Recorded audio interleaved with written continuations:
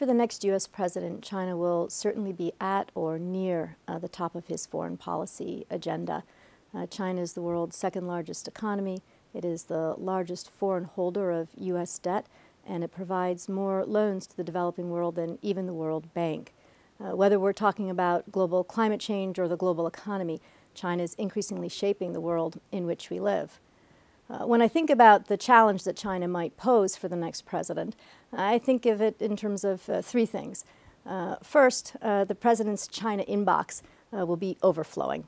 If you look back a decade or two, really the president only had to deal with three main issues: trade, Taiwan, and human rights. Today, those issues remain front and center in the U.S.-China relationship. But it's no longer enough for the president to think about the state of the U.S.-China bilateral trade deficit or what the Chinese are doing in terms of domestic human rights abuses. The president also has to be concerned with virtually every global challenge because our bilateral relationship has moved from being one that's really just between the United States and China to one that engages all the issues of global concern. So the president needs to think about how to work with China on Iran and North Korea and issues of nonproliferation, or how China and the United States can help to steer the world through the global financial crisis, or how the United States and China can think together about dealing with global climate change or a global health pandemic.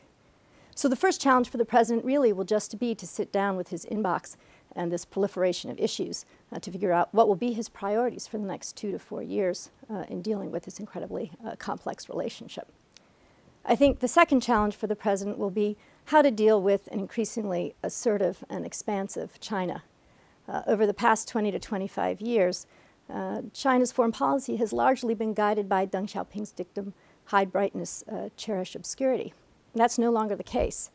In the past year and a half, we've seen China lay claim to resources in the East and South China Seas and royal political waters in its neighborhood. We've also seen Beijing call for the world to move away from the dollar as the world's reserve currency. And China has become home to some of the most aggressive industrial cyber espionage in the world. China's leaders no longer simply want to export their goods and services. They want to export their culture, their values, and ideals. And the next president of the United States is going to have to think about how to deal with not an emerging power, but a global power, one that wants to have its voice heard and its interests respected. And I think the third challenge for the next U.S. president with regard to China will simply be to navigate in uncertain Chinese waters. China itself will be undergoing a leadership transition in 2012, 2013. They're going to replace all but 2 of the top 5 to 7 leaders within the Chinese Standing Committee of the Politburo. And we don't know where these leaders are going to take the country.